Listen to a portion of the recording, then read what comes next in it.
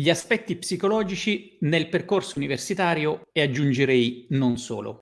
Questo è un argomento per me veramente importante. Mi rendo conto che probabilmente è evoluto molto negli anni. Se io confronto con quella che era la situazione quando ho fatto io l'università, quindi io ero al Politecnico di Bari negli anni 90, quindi archeologia per molti di voi, e a quei tempi non si parlava veramente mai di psicologi, non c'era proprio la logica del supporto psicologico o probabilmente non era nella cerchia di persone che frequentavo, però mi rendo conto col passare del tempo che questa è diventata una cosa molto più importante e più rilevante e direi per fortuna. Allora, ovviamente nello sviluppo di questo canale mi confronto molto anche con altri YouTuber e sto cercando di seguire molto altri canali di altre persone e mi rendo conto che molti studenti parlano proprio di questo problema. Sapete che a fine mese abbiamo una live con Johnny Cannuccia, Francesco che è da poco laureato al Politecnico di Torino, ingegnere aerospaziale, e ricordo che in un video lui parlava proprio del fatto che se c'è l'esigenza, se si sente la necessità di avere un supporto perché si è a rischio burnout, esaurimento o comunque ci sono delle difficoltà, è assolutamente giusto farlo. Lo stesso lo dice sempre anche Alessandro Reconcini, un professionista che io ammiro moltissimo, vi consiglio di seguire il suo canale perché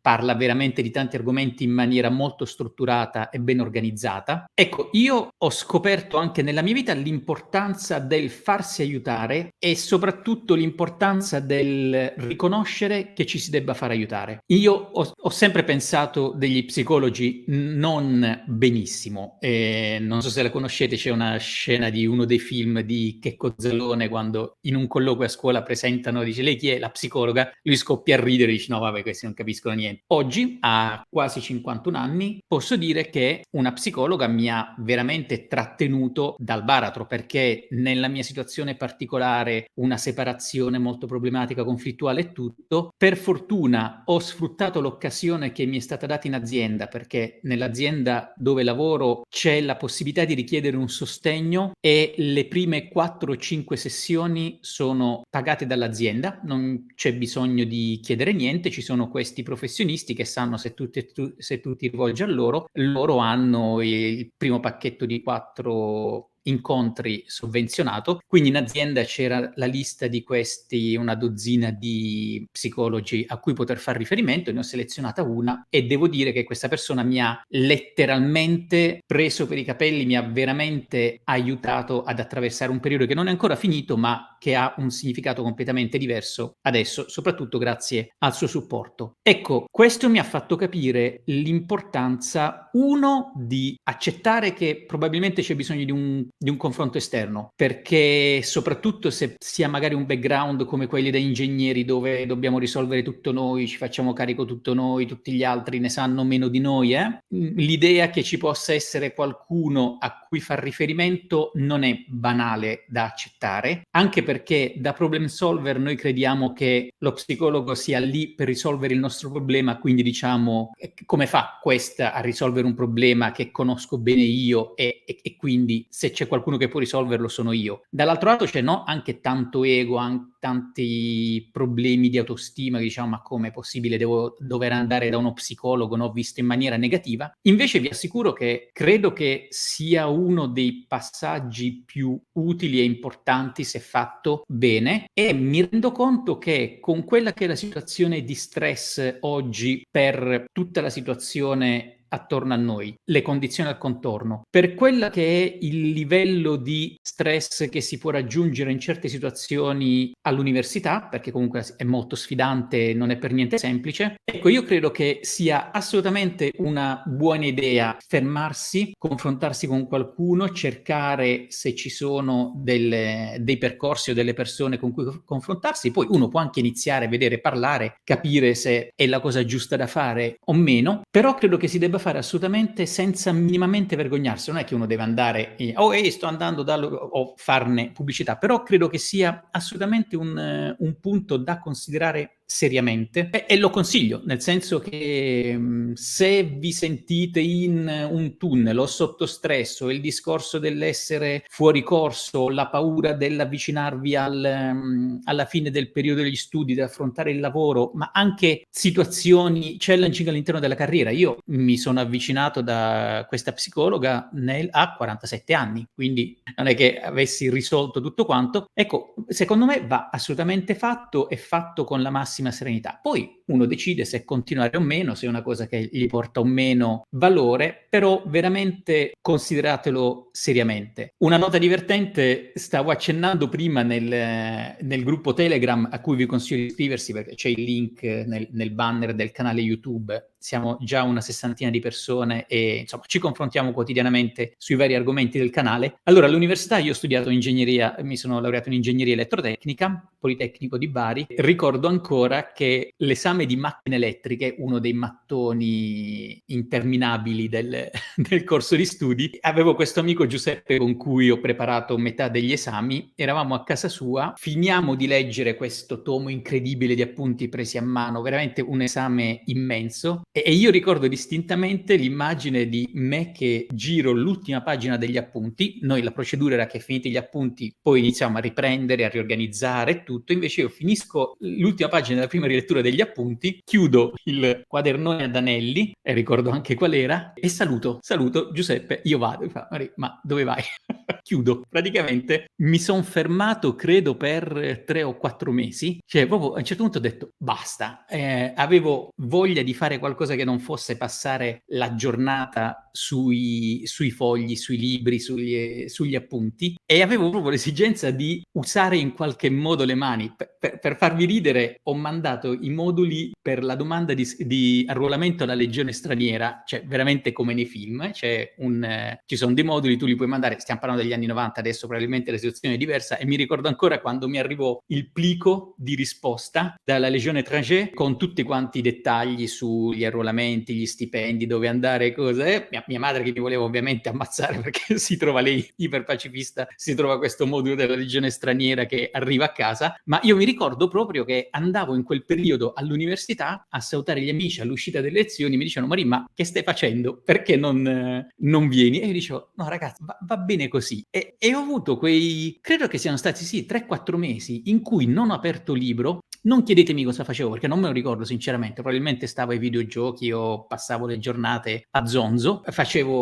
non facevo più volontariato in ambulanza in quel periodo, però comunque avevo altre attività, e poi c'è stato a un certo punto un momento in cui ho ritrovato l'energia e la determinazione di mettermi e risedermi davanti a questa pila di fogli bianchi che tu consumi a dimostrare teoremi e fare formule, esercizi, e diventa la pila a destra di fogli usati. Ecco, a riguardarla indietro è quasi divertente questa parentesi di stop, però non è banale. Cioè, se la rivedo come un 20 qualcosenne che ero, non era banale, probabilmente in una forma più severa, in una forma peggio gestito, che sarebbe potuta anche diventare qualcos'altro, per cui probabilmente quel periodo che io, se vogliamo, autogestito, seguito sarebbe potuto essere gestito magari meglio, avrei potuto apprendere alcune lezioni prima e via discorrendo. Per cui, per tornare al punto, io ritengo che sia un aspetto molto importante e sia un segno di grande maturità riconoscere questa esigenza. Credo che lì sia proprio il punto fondamentale. Nel momento in cui non abbiamo paura, non dobbiamo dimostrare a noi o ad altri qualcosa, allora siamo molto più probabilmente aperti a accettare questo passaggio. Ecco, questo è un po' il mio pensiero a riguardo, e la mia esperienza, devo dire che è stata ed è, che continuo a farmi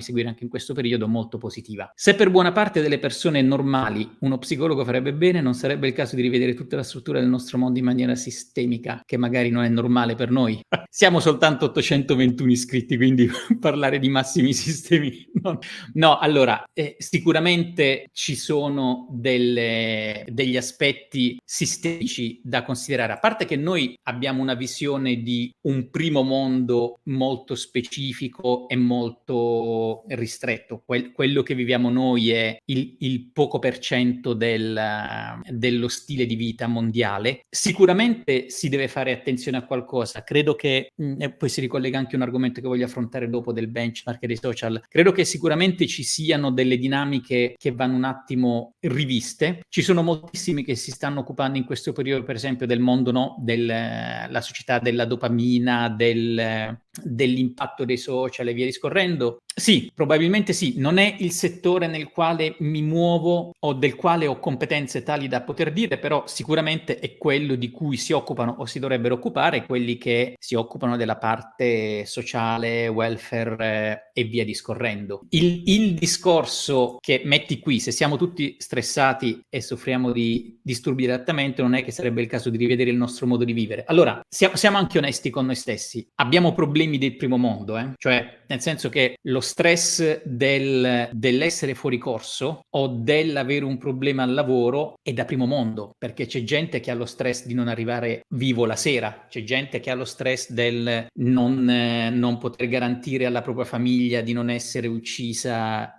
in combattimento o di non poter garantire letteralmente il cibo nel piatto, e quindi ovviamente noi stiamo vedendo la nostra fetta di mondo e va benissimo. Sì, in questa fetta di mondo sicuramente la grande interazione, l'interconnessione disponibile oggi grazie o a causa dei social è una parte importante che ci fa confrontare e vedere più cose. E probabilmente credo che sia anche uno dei motivi per cui negli anni recenti si sono iniziati a vedere movimenti tipo quelli del minimalismo, del downshifting e via discorrendo. Probabilmente sono collegate come cose. Di nuovo, non fatemi parlare di argomenti dei quali probabilmente qualcuno con più competenza sulla parte sociologica o psicologica può parlare, però a mio avviso sicuramente sì, c'è una standardizzazione di certi approcci e certi modus vivendi probabilmente nocivi o che ci danneggiano e che magari sono stati anche i trigger di certi movimenti che puntano esattamente all'opposto. Quindi il fatto che oggi si vendano o ci siano software che ti zittiscono il cellulare, che ti disattivano le notifiche, che ti fanno lo schermo minimal, ovvero tolgono tutte le icone, o il movimento minimalista che io rispetto moltissimo e che credo il decluttering sia una delle cose più utili e interessanti da seguire. Ecco, credo che questo sia molto collegato al rivedere il nostro modo di vivere. Da qui ci sono tantissime diramazioni, no? Perché sulla parte quando enough is enough, quando le relazioni spesso si è bulimici nel modo di approcciare la vita, dal dover leggere tutto rispetto a una cosa, al dover conoscere tutto di lì, al dover comprare subito appena c'è qualcosa. Sicuramente ci sono belle discussioni da fare su questo argomento e meritano un approfondimento magari anche con qualcuno che ha o dei punti specifici da vedere o magari qualcuno sarebbe interessante confrontarsi anche con qualcuno, probabilmente qualche psicologo, qualcuno della parte il mondo sociologia. Questo è un buono spunto per qualche video. Ottima domanda, mi fa piacere aver affrontato questa parte degli aspetti psicologici perché è un aspetto che bisogna affrontare, non c'è niente né di cui vergognarsi né di cui preoccuparsi, perché è assolutamente una cosa normalissima. Argomento collegato al precedente: social media, stimoli e benchmark. Una domanda interessante oggi nel gruppo, si parlava appunto del fatto della pressione per chi studia, magari non è perfettamente in regola con gli esami o sta per avvicinarsi al mondo del lavoro, e allora c'era una domanda interessante sul discorso: vabbè, ma poi mi guardo attorno, ci sono tutti questi che fanno carriere scoppiettanti, entrano nelle Big Four in consulenza, nelle FANG, nella parte IT e via discorrendo. Sì, ovviamente quello è un po' il problema, no? Della visibilità sui social. Cioè, se io sono entrato in Google, in Amazon, in Facebook, Meta, è molto più probabile che abbia qualcosa da dire di accattivante per un canale social, Instagram, YouTube e via discorrendo. Questo bisogna un attimo attimo fare attenzione, perché è un po' Mr. Rip direbbe probabilmente il survivorship bias, no? Cioè, ovvio che se io sono sul social è perché non ti devo raccontare di che vita sfigata che faccio, che brutta posizione lavorativa ho trovato dopo la laurea, che sono finito a fare ristrutturazioni nei palazzi di periferia perché non ho potuto fare delle altre scelte e via discorrendo. Quindi il fatto stesso che sono lì è perché probabilmente c'è qualcosa di scintillante e brillante da condividere, però anche questo non deve essere vissuto nel modo sbagliato, cioè nel senso che vedere che c'è qualcuno che è andato in Svizzera, è andato negli Stati Uniti, si è trasferito all'estero, ha iniziato una carriera fighissima in una multinazionale accattivante e via discorrendo, cerchiamo di viverlo bene, cioè cerchiamo di viverlo come stimolo e non come benchmark, perché se io dico porca miseria, sto un anno fuori corso, quello si è laureato con il massimo dei voti e quindi sta lì e quindi sono bruciato perché non sarò mai così, è un modo terribile di vivere quello, ma probabilmente tanti altri aspetti della vita. Invece la logica deve essere, ma vedi che figo, cioè se ci si muove, guarda questa persona che ha fatto, non devo diventare un clone o seguire lo stesso percorso, però probabilmente se me la sto prendendo comoda con gli esami o se non mi sto concentrando sull'inglese, sentire la storia di queste persone che hanno fatto delle cose molto interessanti credo che sia un bello stimolo se vissuto nel modo giusto, per cui consiglio di affrontarlo a mo' di stimolo e non a mo' di benchmark inarrivabile e via discorrendo, perché se no cioè, tutto acquisisce un sapore di frustrazione, non arriverò mai lì, mi sono fatto questi esami, sono andati male, quindi la media mi si abbassa e quindi non mi considera. No, non deve essere vissuto così, ragazzi. Ci sono veramente migliaia di opportunità in vari aspetti, in varie nazioni, in varie aziende, i punti di ingresso nelle aziende sono tantissimi. Cioè, io parlo di aziende perché ovviamente sono specializzato nel mondo corporate, altrettanto sono il numero di opportunità a livello imprenditoriale e via discorrendo. Quindi credo che anche questo vada vissuto assolutamente nel modo giusto. La laurea fuori corso, altro argomento molto interessante che ha attivato qualche bello scambio nel gruppo Telegram, è il discorso del quando vado fuori corso, quando non riesco a organizzarmi e per 2000 motivi, che può essere difficoltà negli studi, altre cose da fare, magari ho degli impegni a livello familiare oppure devo occuparmi di alcuni aspetti lavorativi per X motivi, oppure mi devo mantenere agli studi, quindi devo lavorare e studiare. Insomma, la laurea in tempo non sempre la si raggiunge. Personalmente non mi sono laureato in tempo, io mi sono laureato con 2 anni fuori corso e sono stato nella seconda sessione, cioè i primi che sono laureati del mio anno si erano laureati 3 mesi o 6 mesi prima di me, quindi nel mio anno nessuno si era laureato in tempo. E raccontavo che anche durante un colloquio, quando un selezionatore mi chiese come mai si è laureato in 7 anni e io scherzando ho detto la media in ingegneria era 7 anni e mezzo, mi sembra. Ho detto se mi fossi laureato in 5 per colpa mia qualcuno avrebbe dovuto laurearsi in 9 anni e non me la sentivo di prendermi questo carico di responsabilità.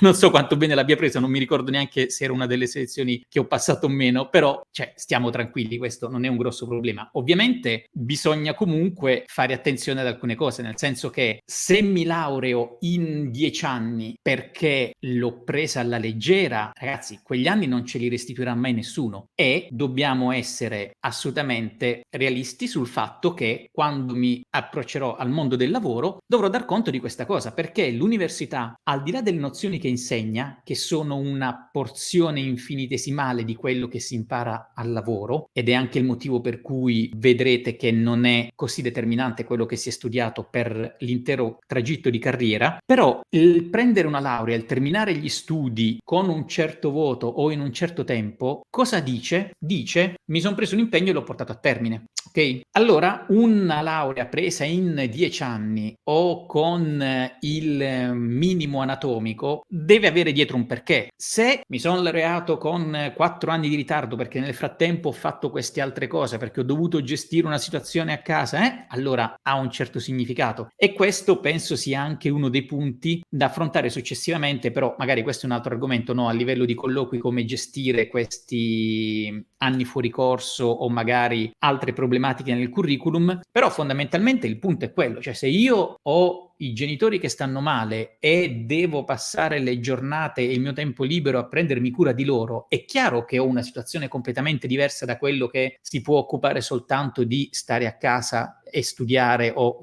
passare le giornate all'università e studiare. Così come chi magari deve farsi 2-3 ore di tragitto per andare e tornare dall'università, ok, sono ore che si possono sfruttare per studiare una lingua, per studiare per gli esami, immagino non si passino in treno a dormire, ed è chiaro che tutto questo in un pacchetto di comunicazione e interazione con il selezionatore deve avere un significato e deve avere un suo perché. Insomma, se dovete andare a fare un colloquio da neolaureati e avete X anni di ritardo in una situazione del genere, non potete non aspettarvi la domanda su questo e quindi dovete prepararvi in qualche modo. Ci sono dei video abbastanza interessanti online su come anche rispondere a questa domanda o come affrontare questo. Ecco, credo che nel caso dobbiate mettere un frame, quindi un contesto in cui spiegate che ho dovuto seguire la mia famiglia e quindi cosa è successo? Non è che ho solo perso, ho dovuto rimandare di 3 anni il momento della laurea, ma nel frattempo ho imparato la gestione del tempo, probabilmente la gestione di situazioni complesse perché oltre a studiare mi sono dovuto interfacciare con entità, ospedali, servizi a destra e sinistra, ho dovuto anche imparare a gestire una famiglia e probabilmente tutta quanta una logica di assicurazioni, gestire di budget e quant'altro. Cioè, non dico che diventano un progetto all'atere della tesi, ma fate capire che non siete stati sul divano a mangiare chipster e vedere Netflix, ma è stato un passare una porzione importante del vostro tempo a sviluppare altre skill che vanno dalla resistenza alla capacità al dover gestire comunicazioni con strutture di un certo tipo e via discorrendo. Questo sicuramente si considera.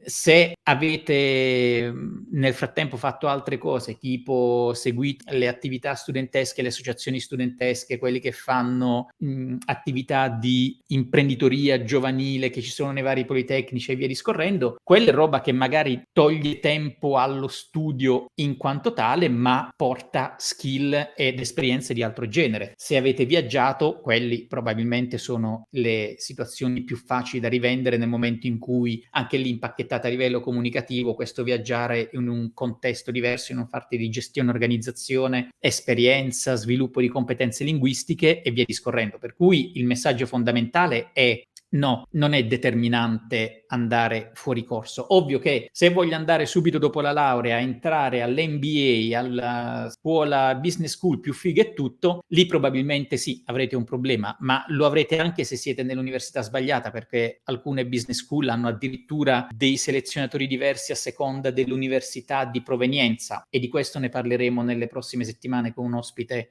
molto interessante che su questo argomento è veramente molto forte. Ma vi assicuro che da qui a 5 anni o più avanti, ma chi se ne frega di se vi siete laureati in 5, 6, 7 anni con 110 o 105, ora non so, sembra la laurea adesso sia in centesimi e via discorrendo, per cui va bene tutto, ripeto, ovvio che se mi dite Maurizio, mi sono laureato in 10 anni con il minimo dei voti perché me ne fregava niente, ho capito dopo che quella era la mia strada, era troppo difficile e tutto, signori, non è che possiamo fare miracoli o cancellare una determinata situazione, ma sicuramente possiamo fare risk mitigation, cioè preparare un bel po' di pezzi per contenere l'impatto di determinate cose. Se ti sei laureato 10 anni fa, in 10 anni, magari nell'università non mettere l'anno di inizio e di fine, metti l'università, la laurea, poi se ti chiedono dici l'anno di laurea, ma diciamo non mettere proprio bello grande che ci hai messo 10-20 anni per laurearti, se non è necessario perché magari nel frattempo è successa tanta altra cosa. Quindi anche lì un attimo di attenzione su questo. Allora, il problema è che se hai un voto basso nemmeno ci arrivi al colloquio, discartano già prima se è richiesto il voto. Sì e no, nel senso che, come dici tu, se è richiesto il voto, probabilmente in tanti altri posti non è richiesto. Non è un problema, ripeto, il il mare è bello grande, ci son davvero tante posizioni e tante cose che si possono fare. Ho sempre pensato fosse meglio impiegarci 1 anno extra, ma non avere rimpianti, così da essere pronto a dedicare totalmente al mondo del lavoro una volta terminati gli studi. Ora Gianluca, sì, dipende da cosa intendi per rimpianti, nel senso che 1 anno extra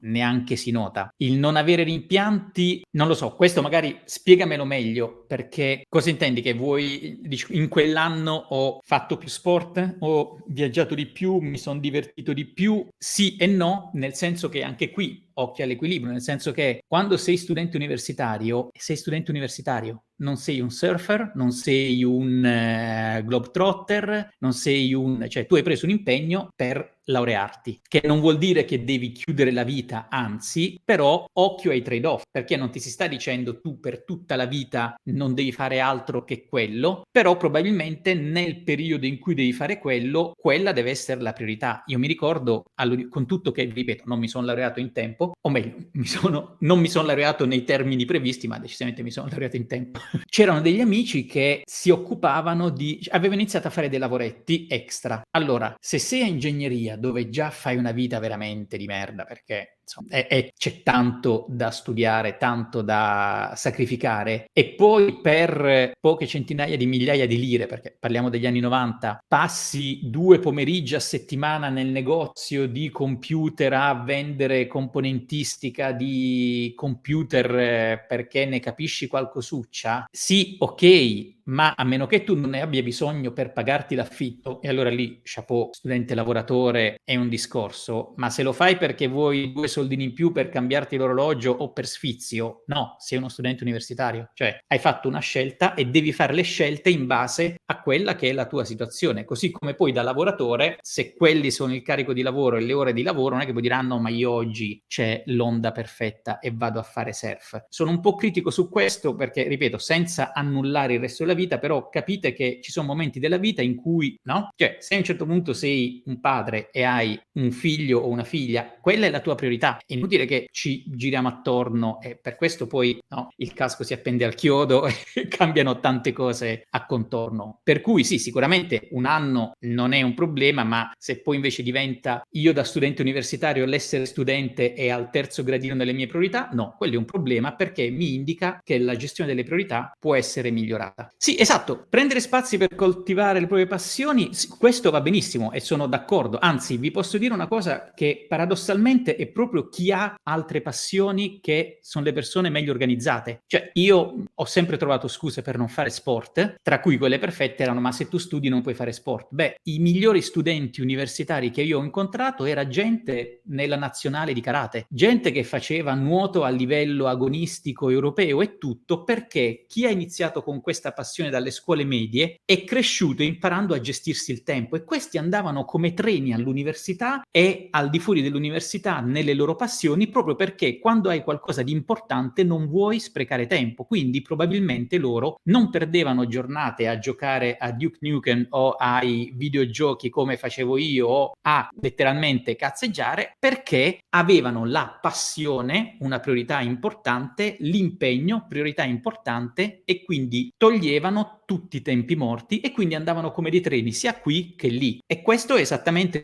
da questo punto di vista sono pienamente d'accordo. Non ci si deve annullare e si devono mantenere passioni e tutto. Non ci si deve invece diluire o diluire, mi piace come dire, non ci si deve diluire con tante perdite di tempo, assolutamente. Tastiera tedesca. Beh, guarda, io ho una terribile abitudine, quando ho scritto la laurea l'ho scritta con il LaTeX e ovviamente lì tu non scrivi l'accento ma scrivi la lettera e poi il comando per l'accento e da allora sono passati 25 anni, continuo a scrivere utilizzando gli apostrofi al posto degli accenti che è una cosa che fa rabbrividire molte persone perché devo un attimo aggiustarla questa cosa. Domanda interessante di Lorenzo. Che valore hanno effettivamente i certificati che uno può prendere su edX o Coursera anche da università blasonate? Non può risultare borioso. Allora, sicuramente meglio avere un certificato che non averlo, meglio aver fatto un corso o qualcosa su argomenti che ti interessano, cioè fare la collezione di francobolli di 300 certificati presi su Coursera o edX perché ti piace scrivere, non ha molto senso. Se invece tu dici sono appassionato di project management e ho fatto tutte quelle cose in quel settore, sicuramente è un punto positivo perché fai vedere che ti stai impegnando. Una cosa che consiglio sempre quando si tratta di certificazioni o di corsi, allora assicuratevi di fare quelli validi. È capitato persone che mi hanno chiesto: ma questa certificazione per il project management, questa certificazione per la manutenzione preventiva vanno bene o no? Vedo dalla brochure che sono buone. Non devi vedere dalla brochure, perché se chiedi al vino come l'oste, che ti deve dire? Devi vedere nel mondo del lavoro se sono vere. Quindi una scuola che ti vende il corso per predictive maintenance, bello, figo, vai su LinkedIn, vedi qual è quella scuola, quante persone hanno quella certificazione, che ruoli hanno, magari li contatti direttamente, chiedi se quella certificazione è stata effettivamente determinante, se lo vedono come un buon investimento e via discorrendo. Soprattutto per i corsi a pagamento e quelli costosi, assicuratevi di selezionare bene a monte e non guardando le loro brochure, quindi non con la ricerca su Google, ma con la ricerca su LinkedIn, dove non è un risultato commerciale che vedete, ma è un risultato ex post. Quindi chi ci lavora in queste cose vi può dire: sta certificazione mai sentita, se ti presenti a un colloquio con questa cosa manco so che si tratta di quell'argomento, no? Questa è una cosa molto importante per non buttare soldi, risorse, energia e via discorrendo. In generale, tempo libero sicuramente passato a imparare qualcosa su uno di questi corsi rispetto all'ennesima serie Netflix, va benissimo. Spenta la TV? Sì, ok. Quindi va benissimo. Attenzione a non fare i collezionatori di francobolli, perché poi nel curriculum i 300 corsi fatti online di nuovo si diluiscono, no? Magari sono più le skill che dimostri nel momento in cui applichi all'argomento specifico. Francesco chiede: per persone che hanno intrapreso un percorso universitario fuori dall'età canonica, ok, va bene, nel senso, immagino fai riferimento al lavoro e a 30 anni, 35 anni decido di prendermi una laurea. Chapeau, assolutamente, di tutto rispetto. Bisogna un attimo inquadrarlo.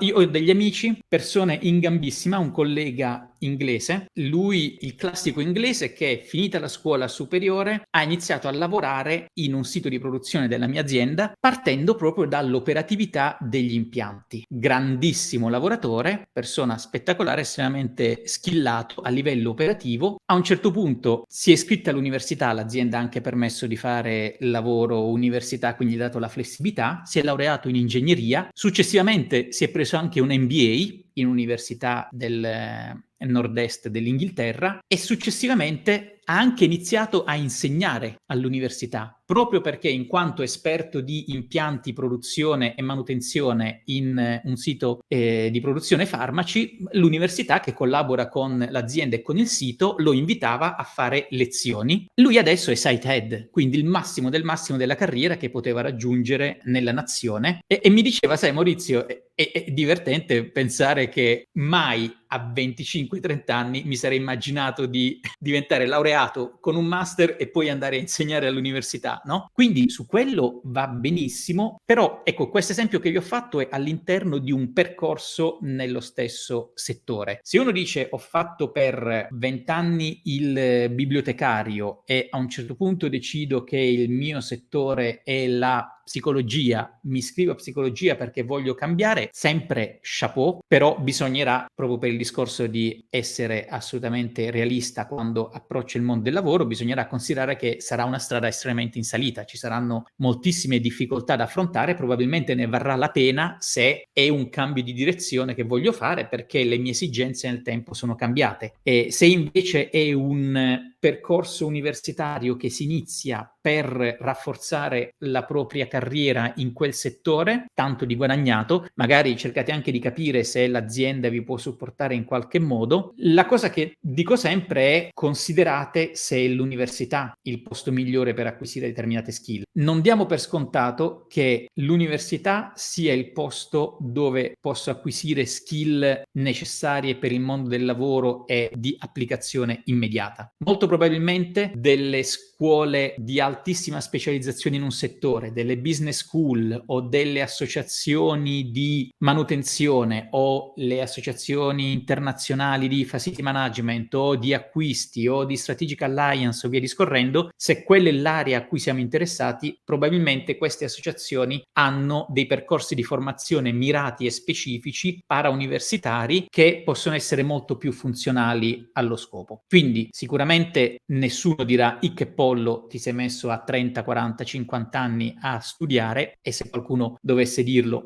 probabilmente non è il tipo di persona che volete attorno, ma bisogna contestualizzare la scelta. Io sono sempre stato molto interessato alla filosofia e avevo detto che dopo la laurea in ingegneria mi sarei iscritto a filosofia, ma per pura passione. L'ho fatto, mi sono iscritto a filosofia quando lavoravo ancora alla raffineria di petrolio, mi sono fermato a metà perché poi le cose si sono complicate, sono anche andato all'estero e via discorrendo, però ho la mia mezza laurea in filosofia e indirizzo logico-scientifico, quindi ho fatto i miei esami di filosofia, è stato divertentissimo. Probabilmente a un certo punto, quando avrò più tempo, riprenderò anche un percorso di studi e probabilmente mi muoverò sulla parte psicologia, anche collegandoci al discorso fatto prima, perché la trovo molto molto interessante, però in questo caso lo farei assolutamente per pura passione e interesse. Quindi sempre valido mettersi davanti a sfide di questo genere, bisogna capire il perché, cosa vogliamo ottenere da questa laurea così tardiva o così ben nei tempi, se è un pivot point per la carriera successiva. Domanda di finanza personale. Ciao Domenico. Allora, ho iniziato ad approcciarmi al mondo degli investimenti cominciando con Moneyfarm e risparmiando il minimo del 35% del mio stipendio. Cosa ne pensi del Robot Advisor? Bocciati, easy, per un semplice motivo. Allora, la finanza personale io ne parlo nei miei video spesso e strutturerò anche meglio questa parte. L'investimento è l'ultima parte. Prima devi capire che cos'è il tuo net worth, qual è il tuo net worth, poi devi capire bene il tuo cash flow e poi devi costruire il tuo budget. Alla fine di tutto questo, che probabilmente richiederà 1-2 mesi, puoi iniziare a pensare cosa investire in base a dei tuoi programmi di vita e come investire. Io sconsiglio fortemente di affidarsi a robot advisor o comunque strutture esterne per 2 motivi. Il primo è che non hai il controllo e ti impigrisci. Il secondo è che ci sono anche dei costi e delle inefficienze non banali. Consiglio molto di più fare un minimo di apprendimento e dedicare tempo per sviluppare queste skill, perché sono skill fondamentali che ti seguiranno sempre. Quindi, se dovessi dirti affronta le tue finanze personali, non so quanti anni hai, Domenico, prima cosa comunque complimenti, perché risparmiare almeno il 35% dello stipendio è veramente un risultato impressionante, però diciamo che io ti consiglierei di fare esattamente questo. Probabilmente l'hai già fatto e ora non lo so, però il mio punto fondamentale è avere il net worth, che come fa Mr. Rip live ogni mese e come faccio anch'io ogni mese da quando ho conosciuto Mr. Rip, te lo aggiorni l'ultimo giorno del mese, dove devi sapere esattamente qual è il tuo patrimonio e anche in che cosa è distribuito. Poi devi misurarti le tue spese, devi sapere ogni mese in cosa spendi e anche il tipo di accantonamenti che devi fare, perché questa è un'altra cosa fondamentale. Non dimentichiamo che ci sono delle spese che faccio oggi, ma delle spese che so che accadranno tra un anno, per cui se io so che tra un anno devo spendere 1000 per X, oggi devo accantonare 90 ogni mese, perché se no non avrò i soldi. Allora, quando avrai fatto questo lavoro con il cash flow, allora ti organizzi il budget. Nel budget, che deve essere a somma zero, per la famosa regola del paga prima te stesso, dovrai decidere quanto investire, che probabilmente sarà in un intorno del 35% del tuo stipendio. Non so se là tu hai anche considerato gli accantonamenti o meno. Ipotizziamo che non li hai accantonati, quindi un 5% se ne andrà per gli accantonamenti, il 30% decidi di investirlo. Il come investirlo, io consiglio di imparare assolutamente farlo per i fatti vostri. Ora, ho spiegato più volte che l'investimento ha uno spettro di eventi, cioè di comportamenti, scusatemi. Tra l'altro c'è il video dove sono stato ospite di Johnny Cannuccia in cui ho spiegato, ho dato i miei consigli per i giovani sulla finanza personale. Cioè lo spettro va la cosa più attiva e pericolosa e completamente inutile, detta da uno che l'ha fatta anche guadagnandoci, è il trading manuale, trading system, trading in opzioni, azioni, tutte quelle cose là, proprio l'iperattivo. Poi c'hai delle forme più statiche, che sono quelle per esempio del value investing, che non è assolutamente investimento passivo perché tu stai facendo stock picking, e si arriva poi nello spettro della operatività assolutamente passiva, che è l'unica che statisticamente ti permetterà di essere finanziariamente stabile nel lungo periodo, nel medio-lungo periodo, che è l'investimento passivo, dove investimento passivo non vuol dire fare stock picking e tenertele per 20 anni. Investimento passivo vuol dire seguire indici con i famosi ETF che seguono indici passivi. Ci sono tutti gli studi del mondo che ti spiegano che quelli attivi non performano. Smettere di fare battaglie di ego con questo famoso battere il mercato, sovraperformare il mercato, ma lascia stare, il mercato fa delle performance meravigliose, basta seguire quello e siamo sistemati su un orizzonte di 10-20 anni. E quindi consiglio fortemente di fare questo passaggio. Ecco Domenico, grazie. Allora, sono ingegnere meccanico con il budget zero base come prossimo step. Perfetto. Allora, ti consiglio, ecco, questo ve lo do come consiglio se volete imparare a fare investimenti passivi. Ci sono tantissimi canali che ne parlano bene. Allora, attenzione, Pietro Michelangeli, lui fa value investing, poi parla anche degli investimenti passivi ETF, però lui fa value investing, quindi se vai da lui che ti dice di prendere queste azioni perché secondo i fondamentali sei nello spettro quello verso l'operatività attiva. Sven Carlin, persona estremamente in gamba, però signori, Sven Carlin, le sue valutazioni di Alibaba sono passate da 300 a 88 e porca miseria, no, non mi sta bene avere il mio patrimonio in queste... E lui è uno serio, uno che fa le analisi serie, non è uno di quelli che ti deve fare i video con le flashate stupide Per cui seguite chi vi consiglia davvero un approccio passivo focalizzato sul lungo termine. Vi consiglio fortemente di formarvi con Alessandro Lazzaro. Alessandro Lazzaro l'ho conosciuto tramite Alessandro De Concini. Allora, Alessandro Lazzaro ha questo canale YouTube dove parla di tutto quanto sugli investimenti, ma soprattutto ha un corso che io ho fatto, signori, per me è meraviglioso. Sono, mi sembra, 150 euro che io vi personalmente consiglio di investire. È un corso in cui spiega dall'inizio alla fine tutto. Sì, ok, informazioni che all'80%, 70% trovate gratis su internet, però per me avere uno che lo fa a moduli con tutti quanti i contenuti ben organizzati e poi arriva anche al tipo di portafoglio e alla finanza personale, ecco, questo personalmente è un investimento che ti consiglio più delle fee di Money Farm, perché queste sono skill che terrai e ti accompagneranno nella vita. Questo è esattamente il pezzetto dopo il lavoro che faccio io, cioè io ti dico il net worth, il budget, il cash flow, il budget a somma zero. Quando alla fine di questo, incastrato nel tuo progetto di vita, definisci dove vuoi arrivare e quindi quanto devi investire, il come investire io taccio, perché non è il mio lavoro, non posso e non voglio farlo, e personalmente consiglio di investire un po' di soldi nel corso di Alessandro. Non è, ripeto, non sono né sponsorizzato né altro, però per farvi capire che personalmente preferisco avere un know-how che porto sempre con me, che ovviamente non è fatto dei cazzari degli investimenti così, e mo c'è la cosa che a me terrorizzano quelli che online, e c'erano alcuni canali di giovani youtuber che seguivo, a un certo punto ho smesso di seguire perché quando trovi discorsi del tipo io credo che questa azione andrà così, che questo mercato farà così, signori, parliamo dei nostri soldi, del nostro futuro. Il motivo per cui io mi occupo di finanza personale nel mio canale è perché credo che tutti abbiamo diritto a un rapporto sereno con i soldi, che non vuol dire averne tanto, per carità, aiuta, cioè è ovvio che se ho 3 milioni sarò sempre molto più sereno di chi ha 50.000 euro, però la serenità inizia con la conoscenza della mia situazione. Una volta che so questo è il mio net worth, questo è quello che devo spendere, questo è quello che posso fare e questo è quello che succede a seconda delle scelte che faccio, ecco, questo vi dà una serenità che secondo me è fondamentale ed è strettamente collegata al mondo del lavoro, perché non so voi, io mi faccio pagare per lavorare e tirarsi dietro 20 anni di carriera e girarsi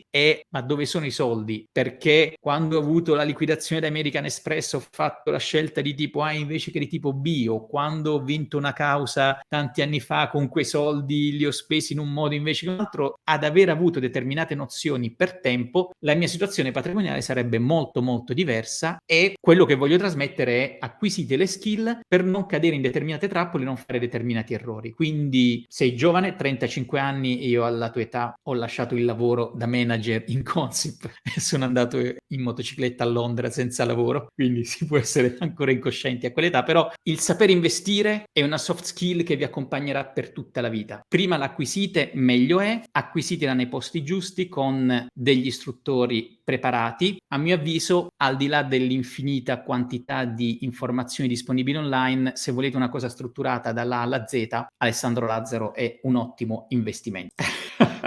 Allora, la percentuale del net worth in libri prima era molto più alta. Io avevo una libreria di 1200 libri circa, poi per chi mi conosce sa che c'è stato tutto quanto un percorso e adesso quelli che vedete qua dietro sono una frazione, ho mantenuto non più di 300 libri nell'attuale libreria, però sì, diciamo che 1200 libri un pochino di net worth rappresentavano sicuramente. Chi li ha ricevuti in regalo è stato bravo. Tornando al discorso universitario, vorrei chiederle, questo è il cartellino giallo.